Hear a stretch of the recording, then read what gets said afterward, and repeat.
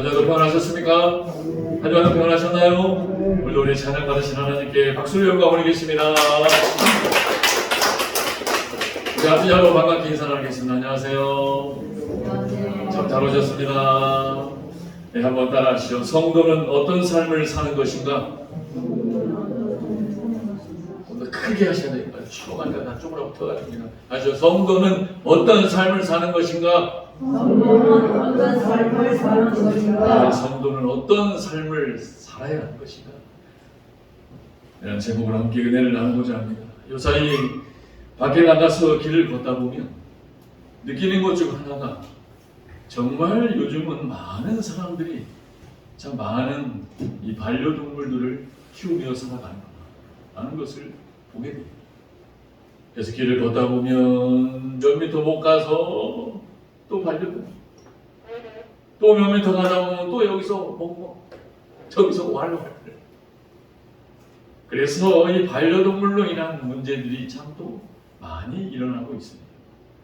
그래서일까요? 요즘은 TV에서 이 반려동물을 위한 채널들도 참 여러 곳에서 방영되는 것을 보게 됩니다. 거기에 나온 어떤 사연 가운데 제가 잠깐 요약해서 잠깐 말씀드리면, 어떤 독신으로 사는 직장 여성이 이 반려동물 강아지를 얼마나 애지중지 키우는지, 강아지에다 옷을 입히고 머리띠를 끼우고 귀걸이를 하고 발바닥에다가 이렇게 신발까지 신겨서 이 강아지 전용 침대에서 재우며 키우는 거예요. 그러면서 일주일에 몇 번씩 우유로 목욕을 시킵니다. 여러분 우유 목욕 해보셨어요? 우유 목욕하면 그렇게 뽀송뽀송해진다는데 개팔자가 사람보다 삼팔자라 그러잖아요. 우유로 목욕을 시켜요. 그러다가 어느 날 이분이 이 해외로 출장을 가게 될 일이 생겼어. 이 강아지를 데리고 갈 수가 없잖아요. 그래서 옆집에 사람에게 이 강아지를 맡기면 신신당부를 하고, 이 강아지 정말 잘 부탁드립니다. 그리고서 해외 출장을 마치고 돌아왔는데 여러분 글쎄 그 강아지가 사라져버립니다. 나가버린 것입니다. 그래서 개 실종 신고를 시키고 이 강아지를 찾기 위해서 동네를 돌아다니는데 찾지를 못해요. 그러다가 어느 아주머니를 통해서 듣습니다. 그렇게 생긴 강아지 저 윗동네에 사는 강아지랑 함께 있는 걸 내가 봤다. 그래가지고 정신없이 그 윗동네 가봤더니요, 그 윗동네에 사는 강아지는 목줄에 묶여서 이 흙바닥 바깥에서 찌워지는 강아지입니다. 가봤더니 그 강아지와 함께 오물과 먹이에 범벅이 돼서 엉망이 되어 있는 것을 보고서 이분이 그 자리에 벌써 주저앉아 큰 충격을 받았다는 이야기입니다. 사랑하는 여러분, 그렇습니다. 동물을 아무리 사람처럼 대해줘도 동물은 동물 이상의 삶을 살 수가 없는 것입니다. 왜 그렇습니까? 동물은 동물입니다. 예전 말로 하면 개는 개입니다. 온 우주 만물은 하나님이 창조하신 그 생명의 속성대로 살아가는 것이기 때문입니다.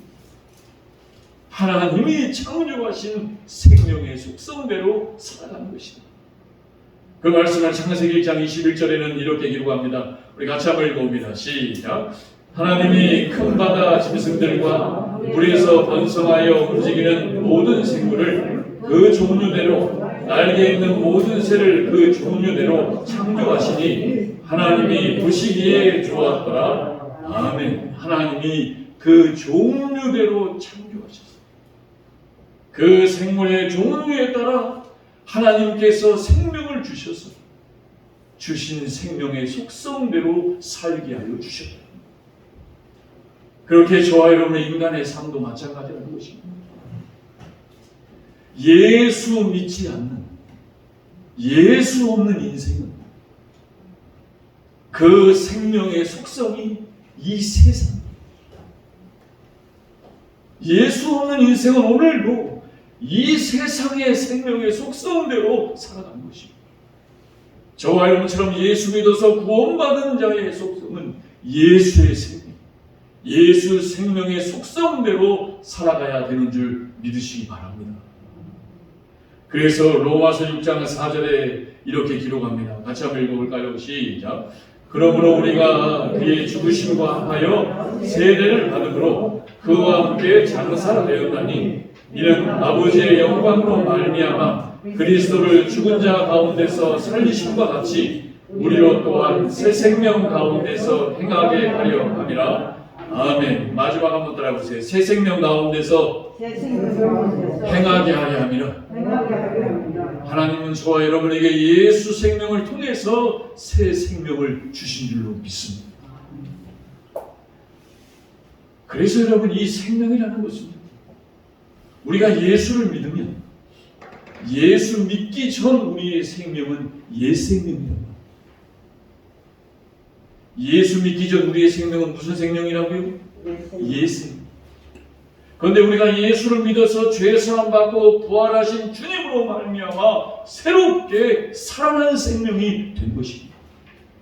그래서 우리는 옛 생명에서 부활하신 예수의 새 생명으로 살아가는 자가 되게 하여 주셨다. 오늘 우리가 지키는 이 대림절 두 번째 주를 통하여서 기다리는 성탄도 마찬가지입니다. 이 성탄을 예수의 새 생명으로 사는 자는 어떻게 살아야 하는가?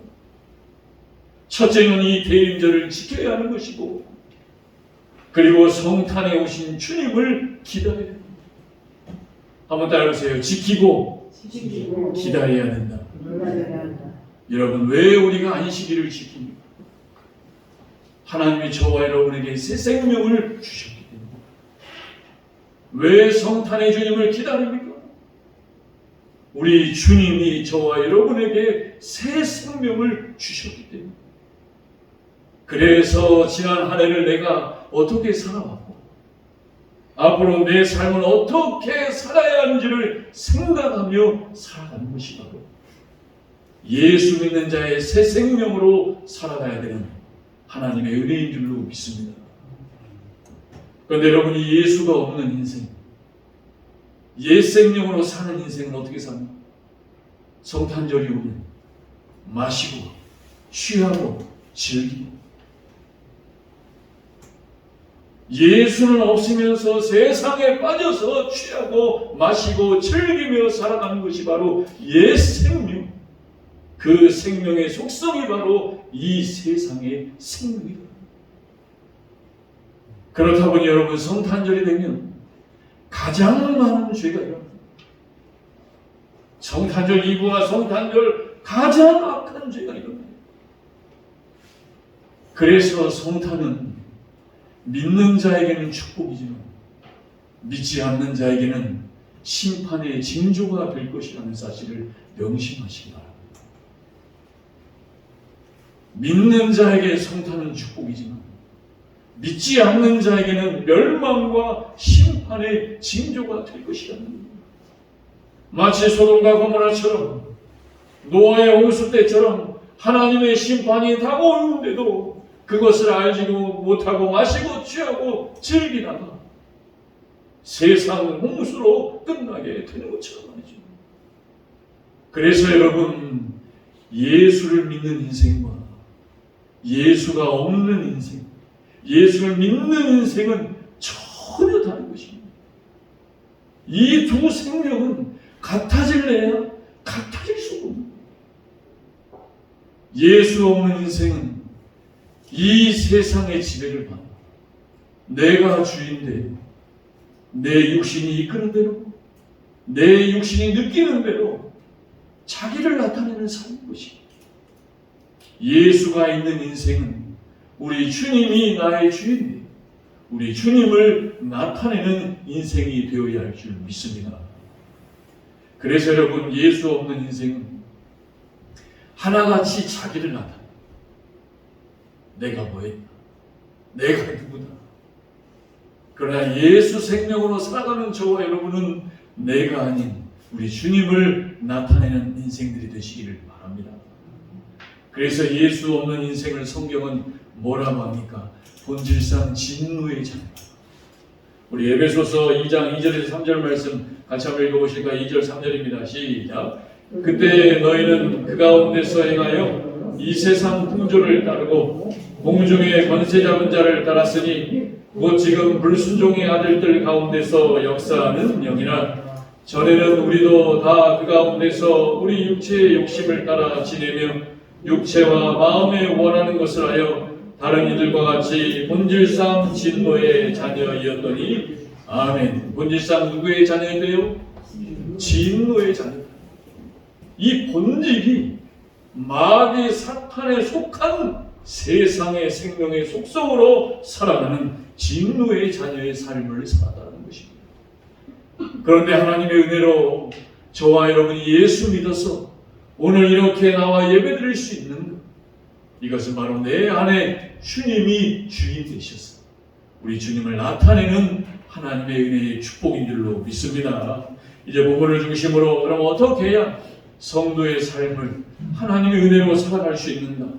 우리 본문을 통하여서 살펴보기를 원합니다. 첫째입니다. 우리 17절 말씀 같이 한번 읽어봅니다. 시작. 우리 주 예수 그리스도의 하나님 영광의 아버지께서 지혜와 계시의 영을 너희에게 주사 하나님을 알게 하시고 아멘. 첫째입니다. 같이 한번 읽어보실까요? 시작. 하나님을 성령님이 찾아오심으로 하나님을 알게 되는 삶입니다. 아멘. 다시 한번 읽어보세요. 시작. 죄로 떠났던 하나님을 성령님이 찾아오심으로 하나님을 알게 되는 삶입니다. 그렇습니다, 여러분. 저와 여러분이 죄로 인하여 하나님을 떠났습니다. 그런데 예수 믿어 하나님이 성령으로 저와 여러분을 찾아오셨다. 이것이 여러분 복음이요 하나님의 은혜라는 거예요. 죄로 하나님을 떠난 나를 오늘도 하나님께서 예수 믿어서 성령으로 저와 여러분을 찾아오셨다는 것입니다. 지난 한 주도 우리가 예배드리며 그렇게 찬양하고 기도하고 말씀대로 살겠다라고 다짐하고 다짐했지만 또 얼마 지나지 않아 하나님을 떠나 살아가는 나의 삶을 발견하게 되더라고요. 그렇게 찬양하고 그렇게 기도하고 말씀대로 결단하며 살겠다라고 했지만 얼마 지나지 않아 또 하나님을 떠나 살아가는 저와 여러분의 인생이 일어납니다. 그래서 그러한 인생을 사도 바울은 이렇게 고백했습니다. 우리 로마서 7장 21절에서 25절 한 절 한 절씩 같이 한번 읽어봅니다. 시작. 그러므로 내가 한 법을 깨달았노니 곧 선을 행하기 원하는 나에게 악이 함께 있는 것이로다. 아멘. 뭐래요? 하나님을 떠난 나의 시주, 내 안에 선을 행하는 나에게 뭐가 함께 있대요? 악이 함께 있는 내를 발견하게 되더라고요. 그러면서 22절에 말합니다. 읽어봅니다. 시작. 내 속사람으로는 하나님의 법을 즐거워하고 하나님을 떠났지만 사실 내 속사람은 하나님의 법을 즐거워하며 살고 싶다는 거예요. 그러면서 23절에 뭐라고 합니까? 읽어봅니다. 시작. 내 지체 속에서 한 다른 법이 내 마음의 법과 싸워 내 지체 속에 있는 죄의 법으로 나를 사로잡는 것을 보는도다. 아멘. 마음으로는 하나님의 법을 즐거워하지만 내 안에 또 다른 법이 나와 싸우더라. 오늘 성경으로 말하면 예수의 생명과 이 세상 생명이 내 안에서 날마다 내 속에서 싸우는데 죄의 법이 나를 사로잡는 걸 내가 보게 되더라는 거예요. 그래서 죄짓고 후회하고 좌절하며 낭망하다가 하나님을 떠나는 인생이 되더라. 그러면서 뭐라고 고백합니까? 24절 읽어봅니다. 시작. 오호라 나는 곤고한 사람이로다. 이 사망의 몸에서 누가 나를 건져내랴? 아멘. 여러분 곤고하십니까? 곤고하셔야 돼요. 왜 이렇게 맨날 내 안에서 이렇게 하나님의 생명과 세상 생명이 싸우며 살아가는 내 삶 지겨지겠어요. 얼마나 사도 바울이 힘들었으면 뭐라 그래요? 오호라 나는 참으로 곤고한 사람이다. 내 사망의 몸, 내가 살아있지만 내 몸은 죽은 몸이 되고 있다는 거예요. 하나님을 떠나면 좌절하고 낭망하여 마치 살아있으나 죽은 자처럼 살아가는 몸이 되는데 마지막에 뭐라 그래요? 읽어보세요. 누가 나를 건져내? 여러분 옆에 내 짝지간에 자리 준다고 이 사망의 몸에서 건져지세요? 천만의 말씀입니다. 인간의 사랑은 유한한 거예요. 언제 어떻게 변할지 모릅니다. 누가 나를 건져내? 지난주에 그렇게 기뻐하며 찬양하며 말씀대로 살겠다고 나아갑니다. 이 사망의 몸에 빠져 허우적대는 나를 도대체 누가 건져내? 주일날 교회 와서 보니 일주일 동안 이 세상에 살다가 오면 여러분 지쳐서 피곤해서 낭망해서 좌절해서 여러분 오는 거예요. 하나님께 기도하십시오. 하나님 나를 이 몸에서 건져내 주십시오. 그러지 않으면 우리는 또다시 세상 속성으로 세상 속령으로 살아가 하나님을 떠나게 되더라는 거예요. 그랬던 바울이 25절의 마지막 뭐라고 고백합니까? 같이 한번 읽어봅니다. 시작. 우리 주 예수 그리스도로 말미암아 하나님께 감사하노라. 그런즉 내 자신이 마음으로는 하나님의 법을 육신으로는 죄의 법을 섬기노라. 아멘. 누구에게 감사하되요? 하나님께 감사하세요. 그러면 세상의 생명이 아니라 우리 하나님의 예수 생명의 속성이 저와 여러분의 삶을 하나님의 축복으로 인도하여 주실 줄로 믿습니다. 그게 믿어져야 하나님께 감사하리로다. 내가 다시는 하나님을 떠나지 않는 예수 생명으로 살겠다고 다짐하고 결단하는 저와 여러분이 될 수 있기를 바랍니다. 그러니까 여러분 일주일 동안 세상 살다가 오늘 일주일 만에 이 자리에 나온 게 참 하나님의 은혜의 은혜가 아니에요. 은혜예요 여러분. 이 자리에 안 나오면 저와 여러분은 또 세상에 빠져서 우리 나나가 설교 얘기하더라고요. 얼마나 목사님 제가 해서 이 일주일 만에 여러분 이 자리에 나오고 저도 일주일 만에 또 설교할 수 이 시간이 없다면 저와 여러분은 이 세상에 빠져서 그래서 하나님 우리를 뭐로 지으셨다고 합니까? 우리 창세기 1장 27절 같이 한번 큰 목소리 읽어봅니다. 시작. 하나님이 자기 형상 곧 하나님의 형상대로 사람을 창조하시되 남자와 여자를 창조하시고 아멘. 이 말이 무슨 말이에요? 제가 하나님의 형상은 하나님의 뭐라고 했어요? 하나님의 그릇이라고 했죠? 저와 여러분은 하나님의 그릇으로 인간은 창조되었다는 거예요. 그러면 이 그릇에다가 누굴 담아야 된다고 그랬어요? 하나님을 담아야 된다고 했어요? 그런데 첫사람 아담 많이 사탄의 유혹에 넘어가서 이 그릇에다가 하나님이 아닌 선악과를 따먹으로 말미암아 하나님 아닌 마귀 사탄이 죽었다고. 그러면서 어떻게 합니까? 하나님을 떠나게 되었다.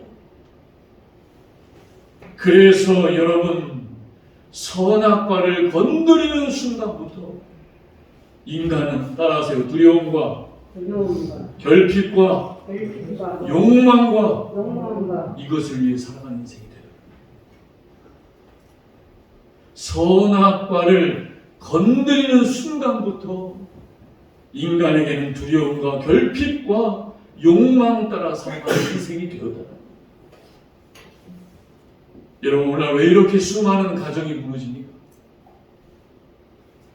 왜 이렇게 수많은 가정이 무너질까요? 오늘 성경대로 해석하세요. 하나님이 가정해 주신 선악과를 건드리게. 하나님이 저와 여러분에게 주시는 가정에 선악과가 있습니다. 무엇입니까? 남편은 아내를 사랑하고, 아내는 남편을 존중하고, 부모는 자녀를 사랑으로 키우고, 자녀에게 분노를 심어주지만, 그리고 자녀는 부모님을 공경합니다. 그런데 어떻습니까? 그냥 하나님이 주신 이 가정의 선악과가 어떻게 건드려져요? 사랑입니까? 공경입니까? 그냥 마구잡이로 살아가는, 되는 대로 돈 없으면 불평하고, 돈 있으면 행복하고, 나에게 잘해주면 사랑하고, 나에게 못해주면 안 사랑합니까? 지극히 자본주의죠. 있으면 행복하고 없으면 버리고. 여러분, 제가 여러분 말씀드렸죠. 베드로, 제가 바닷가에서 군 생활해서 잘 알잖아요. 베드로, 이 어부 아저씨들은 얼마나 거친지 모릅니다. 왜? 바다와 싸워야 되기 때문입니다. 그런데 이 베드로, 거친 베드로, 이 물불 앓아다니는 다혈질 베드로가 베드로에서 뭐라고 씁니까? 자기 아내에 대해서, 내 아내는 연약한 그릇이요, 깨질까 조심해라. 여러분, 아내는 연약한 그릇이 깨질까봐 조심조심 내 아내를 사랑하는 남편들이 되시기를 바랍니다. 남편들만 되시기 바랍니다. 아내는 남편을 존경하시고, 또 부모는 자녀를 사랑하고, 자녀는 부모를 공경하는 것이 하나님이 가정해 주신 선악과입니다. 이 선악과가 건드려지면 가정이 행복할까요? 불행할까요? 불행한 거예요. 우리의 신앙과 우리의 믿음도 마찬가지입니다. 하나님이 저와 여러분에게 주신 믿음과 신앙에 선악과가 있어요. 뭡니까? 안식일을 기억하여 거룩하게 지켜라. 안식일을 내 마음대로요? 지난주에 말씀드렸죠. 교회에 오면 교회의 덕을 위해. 교회에서는 절대로 함부로 행동합니다. 교회에서. 저도 마찬가지입니다. 하나님이 교회에 주신 선악과 법입니다. 음부의 권세가 이기지 못하는 것입니다. 이 교회 안에는 세상도 끌어오는 거 아닙니다. 그런데 오늘날 믿음과 신앙의 이 선악과가 어떻게 건드려져요? 여러분 잘 보세요. 목사가 하는 메시지에 인문학, 자유주의, 그리고 온갖 소설에 등장하는 언어, 그리고 말씀을 더하고 말씀을 빼서 사람의 감정을 아주 기분 좋게 합니다. 여러분, 그것이 하나님이 저와 여러분에게 주신 선악과가 건드려진 겁니다. 그러면서 교회가, 저도 마찬가지입니다. 교회 안에서, 내 믿음 안에서 하나님이 주신 선악과를 건드리지 않기 위해서 거룩하게 살아야 될 줄로 믿습니다. 거룩한 게 고정관념이 아니에요. 옛날 방식이 아니에요.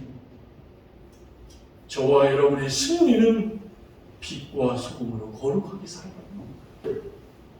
그런데 이러한 믿음과 이러한 신앙의 선악과를 누가 자꾸 건듭니까? 그 대표적인 게 이단. 저 이단. 목사님, 교회에서 어떻게 그렇게 강하게 말씀하십니까? 사랑으로 하시죠. 하나님은 사랑의 하나님이시기도 하지만 두려우신 하나님. 제가 새벽마다 기도하는 한 분이 있습니다. 제 일가 친척 중에 한 분이 이단으로 빠졌어요. 권사로 그렇게 열심히 신앙생활했는데 이단에 빠져서 수십 년째 오리무중입니다. 왜 이단에 빠집니까? 하나님의 말씀이 인본주의요, 내 이성적인 생각과 판단으로 들려지는 순간 하나님의 선악과는 건드려질 수밖에 없다. 그러면서 두려움과 결핍과 욕망 따라 살아갑니다. 제가 지난주에 말씀드린 세계적인 갑부로 살았던 록펠러 기억하시죠? 록펠러가 세계적인 가장 부자였습니다. 그 당시 때 얼마나 돈을 많이 벌었는지 한 기자가 찾아가서 물었어요. 한번 따라해보세요. 이제 만족하십니까? 이제 만족하십니까? 그렇게 물었어요. 이제 이만큼 돈을 세계 최고의 부자가 되었으니 만족하십니까? 그랬더니 록펠러가 뭐라고 대답한 줄 아세요? 한번 따라해보세요. 아니요. 아니요. 조금만 더요. 조금만 더 하다가 신앙 잃어버리고 건강 잃어버리고 믿음 잃어버리게 되더라고요. 제가 말씀드렸죠. 록펠러 조금만 더 하다가 하지 말아야 될 지저분한 죄를 위해 로비합니다. 그 돈 더 끌어모으려다가 하나님을 두려워하지 않아요. 그 돈 쫓아가다가 어떻게 돼요? 근육이 썩어가는 시기병이 돼요. 그러다가 하나님의 은혜로 기적까지 낳게 되지요. 그 나음 가운데서 그가 한 고백이 뭡니까? 이제는 조금만 더가 아니라 오직 하나님의 영광입니다. 이제 나는 하나님을 알게 되어집니다. 이 축복을 절대로 놓치지 않겠다는 것입니다. 그래서 우리가 잘 아는 눈물의 선지자 예레미야가 나라의 멸망 앞에서, 나라가 이제 다 멸망해가는 멸망 앞에서 뭐라고 기도합니까? 우리 같이 한번 예레미야 2장 13절 같이 한번 읽어봅니다. 시작. 내 백성이 두 가지 악을 행하였나니 곧 그들이 생수의 근원되는 나를 버린 것과 스스로 웅덩이를 판 것인데 그것은 그물을 가두지 못할 터진 웅덩이들이냐. 아멘. 여러분, 이 두 가지가 생기면 나라는 망하는 거예요. 그리고 저와 여러분의 인생은 망하는 거예요. 그 망하는 두 가지가 뭐라고 합니까? 한번 들어보세요. 첫째, 생수의 근원되는 하나님을 버린 것. 두 번째는 뭐래요? 웅덩이를 내가 팠는데 그 웅덩이가 무슨 웅덩이래요? 터진 웅덩이.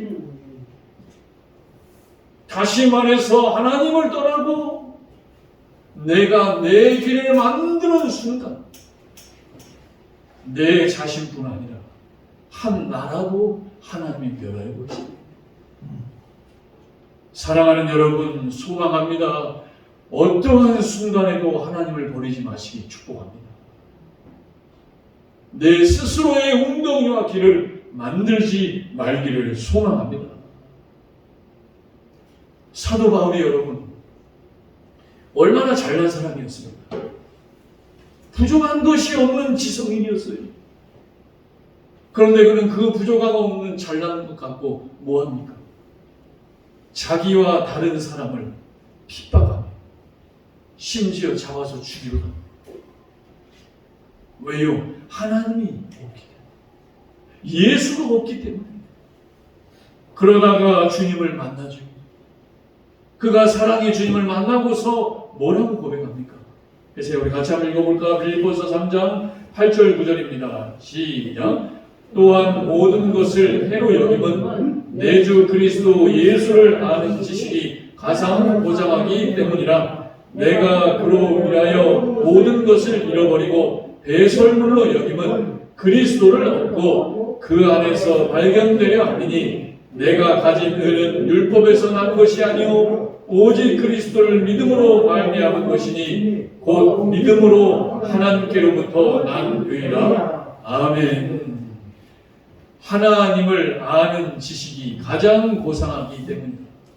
한번 따라해 보세요. 예수를 아는 지식이 가장 고상하기 때문이다. 누가 여러분에게 물어요. 무엇이 가장 행복하십니까? 아버지, 집사님, 어머니. 나는 하나님을 아는 것이 가장 행복하다. 내 자녀에게, 내 아들에게, 내 딸에게, 내 손주에게 믿음으로 고백할 수 있는 저와 여러분이 될 수 있기를 바랍니다. 하나님을 아는 것, 하나님을 아는 것이 가장 큰 축복입니다. 두 번째입니다. 우리 18절 말씀 같이 한번 읽어봅니다. 18절입니다. 시작. 너희 마음의 눈을 밝히사 그의 부르심의 소망이 무엇이며 성도 안에서 그 기업의 영광의 풍성함이 무엇이며. 아멘. 두 번째 같이 한번 읽어볼까요? 시작. 어둠에서 마음의 눈이 열려 하나님의 부르심의 소망을 깨닫는 삶입니다. 아멘. 여러분, 아담이 마귀의 유혹을 받아서 하나님을 떠나죠. 그 순간부터 인류는 이 마음의 눈이 하나님께로부터는 닫혔고 저 어둠의 영인 세상, 육신의 정욕과 안목의 정욕과 이생의 자랑을 따라 살아가는 그곳으로 마음의 눈이 열며 살아가게 되었다. 그런데 죄로 인한 저와 여러분을 하나님이 가만히 둘 수가 없어서 예수 믿게 하여 하나님을 알게 하여 주셨다는 거예요. 그때부터 이 세상으로 열린 우리의 마음 눈을 닫으시고 다시 예수 그리스도를 위하여 영광의 문을 열어주셨다는 것입니다. 그것을 알게 되는 순간부터 인간은 하나님이 나를 이 세상에 왜 태어나게 하십니까?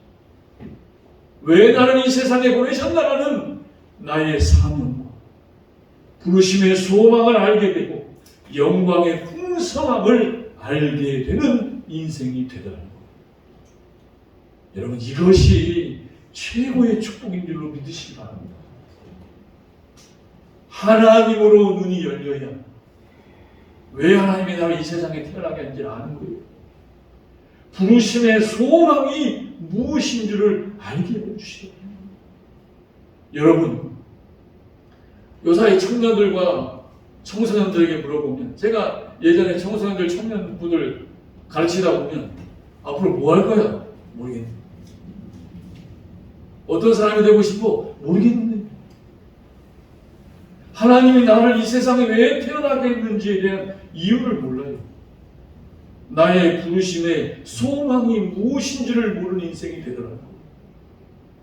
그런데 여러분, 하나님을 알면 그 하나님이 저와 여러분의 부르심의 소망을 알게 하여 주시는 줄 믿습니다. 그래서 저도 어려서부터 들어왔습니다만 저희 세대 부모님, 예수님 믿는 부모님들이 항상 저희한테 했던 말이 뭐예요? 한번 따라해보시겠어요? 주일아, 자기 이름 내세요. 주일아, 주일아, 예수님 잘 믿어라. 교회 잘 다녀라. 왜요? 그것이 가장 중요해요. 믿음이 바로서야 모든 것에서 승리하기 때문입니다. 해서야 예수님 잘 믿어라. 나나야, 예수님 잘 믿으세요. 한번 따라해보세요. 자기 이름 놓고 주일아, 주일아, 자기 이름을 부르세요. 주일아, 정신 차려라. 예수님 잘 믿어야 된다. 교회 잘 다녀야 된다. 왜요? 부모님이 살아보시니까. 저희 외할머니가 99세까지 시골교회 종치기 하셨단 말이에요. 권사님으로. 외갓집 갈 때마다 외할머니가 저에게 주일아, 예수님 잘 믿어. 교회 잘 다니라고요. 살아보시니까 두 번째 할게 없어요. 여러분 나중에 뭔 유언을 남기실 겁니까? 돈 많이 벌어, 잘 먹고 잘 살아. 예수님 잘 믿어요. 사도 바울이 오늘날로 말하면 최고의 지성이죠. 많이 배우고 부족한 게 없는 사람이에요. 그런데 그 부족한 게 없는 건 뭐합니까? 자기와 다른 사람을 핍박합니다. 모른다고 핍박합니다. 그리고 때리고 심지어 잡아 죽여요. 그렇게 또 하려고 지나가다가 담메색 도상에서 누굴 만나요? 주님을 만나죠. 주님을 만날 때에 하나님이 어떻게 보니까 사도 바울의 눈을 멀게 보여요. 왜요? 너 네가 그렇게 잘나가지고 너가 보는 게 맞고 너의 부족한 것으로 없다라고 보면서 사람 핍박하는 거 하나님 그냥 닫아버립니다. 그렇게 잘났다라고 하면 너 그거 하나님 닫아버려. 닫아버리지 어떻게 돼요? 여러분 아무리 잘나도 하나님이 닫아버리면 아무것도 못합니다. 보는 게 없어요. 그때 하나님이 아나니아를 통하여 안수하여 사도 바울의 눈을 뜨게 하십니다. 그리고서 다시 눈을 뜬 다음에 그가 뭐라고 고백합니까? 디모데후서 4장 6절 8절 같이 한번 읽어봅니다. 사도 바울이 눈을 떴을 때의 그 마음을 한번 읽어보세요. 내 잘난 맛으로 살다가 이제 하나님을 만났던 바울. 같이 한번 읽어보실까요? 시작. 전쟁과 같이 내가 벌써 부어지고 시간이 가까웠도다. 나는 선한 싸움을 싸우고 나의 달려갈 길을 마치고 믿음을 지켰으니 이제 후로는 나를 위하여 의의 면류관이 예비되었으므로 주 곧 의로우신 재판장이 그날에 내게 주실 것이며 내게만 아니라 주의 나타나심을 사모하는 모든 자에게 보니라. 아멘. 나는 선한 싸움을 싸우고 달려갈 길이 맞지. 무슨 말입니까? 나는 이제 하나님이 주신 사명대로 살겠다. 그전에는 내가 보이는 대로 살았어요. 그런데 눈을 뜨고 보니 하나님이 나를 이 땅에 태어나시게 하신 이유가 있더라는 거예요. 그것이 사명입니다. 그 사명을 위해 전제와 같이, 전제가 뭐예요? 제사처럼 불태워져서 사라져버릴지라도, 내가 떠날 시간이 가까웠을지라도 나는 선한 싸움을 싸워요. 이것이 여러분 사명이 있는 인생이요, 하나님이 나의 부르심에 소망이 있는 인생인 줄로 믿습니다. 구약에 보면 요셉이 억울하게 형들에게, 저 애굽의 사람들에게 팔려가죠. 그런데 어떻게 됩니까? 그 팔려간 곳에서 요셉은 애굽의 총리가 되어 대성공을 이룹니다. 그런데 그 요셉을 팔았던 형들이 요셉이 애굽의 총리가 된 줄도 모르고 자기가 팔았던 동생 앞에서 곡식 좀 팔아달라고 구걸하고 있는 거예요. 여러분, 자기를 팔았던 형들을, 자기를 죽이려고 했던 그 형들을, 구걸하고 있는 형들을 바라보던 요셉이 만약에 이 세상으로 마음의 눈이 열렸다, 그 형들 어떻게 했겠어요? 꼴보기 싫어요. 심지어 죽을 수도 있는 것입니다. 그런데 요셉의 마음의 눈이 이 세상과 이 환경이 아닌 하나님으로 마음의 눈이 열려요. 그러자 뭐라고 고백합니까? 창세기 45장 4절 5절 같이 한번 읽어봅니다. 시작. 요셉이 형들에게 이르되 내게로 가까이 오소서. 그들의 가까이 가니 이르되 나는 당신들의 아우 요셉이니 당신들이 애굽의 판자라. 당신들이 나를 이곳에 팔았다고 해서 근심하지 마소서. 한탄하지 마소서. 생명을 구원하시려고 나를 당신들보다 먼저 보내셨나이다. 아멘. 여러분, 이 고백이 바로 내 마음의 눈이 하늘로 열립니다. 한 끗 차이입니다. 하나님으로 열리지 않으면 죄짓는 거예요. 원망하는 거예요. 불평하는 거예요. 더 나아가 사랑을 끝내려고 하더라는 거예요. 사랑하는 여러분, 어떠한 순간에도 마음의 눈이 하늘로 열리시기를 축복합니다. 그렇지 않으면 원망이 찾아, 불평이 찾아. 왜 내가 이렇게 살아야 되나? 그런데 하늘로 마음이 열렸더니 오히려 나를 땅으로 문을 열려는 그 형들에게 한탄하지 마소서, 근심하지 마소서. 하나님이 나를 먼저 보내신 것입니다. 마지막 우리 19절 읽고 한번 마치겠습니다. 19절 같이 한번 읽어보실까요? 시작. 그의 힘의 위력으로 역사하심을 따라 믿는 우리에게 베푸신 능력의 지극히 크심이 어떠한 것을 너희로 알게 하시기를 원하노라. 아멘. 여러분, 하늘로 마음의 눈이 열릴 때 하나님이 베푸신 능력이 저와 여러분에게 함께 하시다. 여러분, 능력 있는 인생이 되시기 바랍니다.